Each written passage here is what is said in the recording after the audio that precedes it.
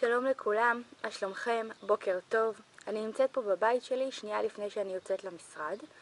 איזה כיף זה לגור במושב, אף פעם לא חשבתי שאני אהיה מהאנשים האלה שהתלהבו מהטבע, אבל אני רוצה להגיד לכם שמאז שעברתי לפה, ובעיקר שיש ילדים, זה פשוט כיף לפתוח את הדלת ולראות את המרחבים והירוק, ולגור במושב זה לא כמו הבתים הפרטיים האלה בעיר, כי שם אתם יודעים לכל בית יש איזושהי פיסת דשא.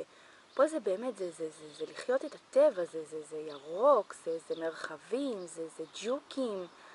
טוב, אולי אני קצת מגזימה, זה לא ממש לחיות את הטבע, אבל זה הכי קרוב לטבע שיש, מבחינתי לפחות.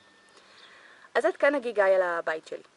והסיבה שאני עושה לכם את הוידאו הזה דווקא עכשיו ודווקא כאן, זה שהוידאו הזה מוקדש להתחלות.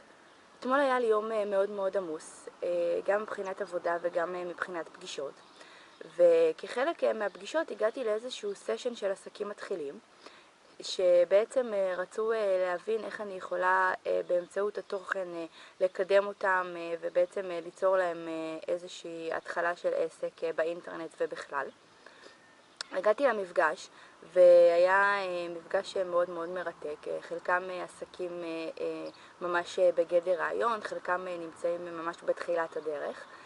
ותוך כדי שיחה עלו באמת המון קשיים ובעיות שיש לעסקים, אגב לאו דווקא עסקים, אלא גם אנשים שמקימים איזשהו פרויקט בתוך עסק קיים או איזשהו מיזם, איך לעבור מהשלב הזה של באמת רעיון ורצון ליישום בשטח. ובמהלך השיחה, מטרת השיחה והפגישה הייתה בעצם לראות איך באמצעות תכנים, באמצעות פרופיל חברה, באמצעות מאמרים, הם יכולים ליצור לעצמם איזושהי זהות באינטרנט. והסיבה שאני משתפת אתכם בזה זה שבעצם בשיחה הפתוחה שלי עם אותם עסקים עלה קושי מאוד מאוד גדול שאני בטוחה שכל עסק חווה, גם אני, בהתחלה, שזה בעצם איך לעבור את הקושי הראשון, איך לעבור את חבלי הלידה של העסק ובאמת להפוך ממצב שיש לנו איזשהו רעיון למצב שיש לנו איזשהו עסק. כי אם תחשבו על זה, זה גם מאוד מאוד מפחיד, בסך הכל מדובר פה בהמון אחריות, פתאום אותם אנשים אחראים לפרנסה שלהם, פתאום אותם אנשים אחראים לניהול הזמן שלהם, צריכים לנהל אותו נכון, הם צריכים לקבל החלטות שאולי הם לא קיבלו בתפקיד הקודם שלהם, ויש המון פחד. ותוך כדי שיחה, ראיתי את זה אגב, כשניסיתי להוציא מהם אינפורמציה על העסק, ראיתי המון היסוס. התשובות היו בצורה של שאלה, אתם מכירים את זה? שאתם שואלים מישהו מה מיוחד בך בעסק שלך, אז הוא אומר אני הכי טוב, או המחירים שלי הכי זולים, או אני הכי מהיר, כל כזה בסימן שאלה בסוף, ובאמת זה מעיד על הפחד הראשוני הזה של עסקים ואנשים שרוצים לקחת מיזמים, להתחיל ובאמת לרוץ עם זה. חלקם אגב לא הכירו את פייסבוק למשל, את רשת התמיכה, כן, התמיכה העסקית והחברתית שיש לנו פה.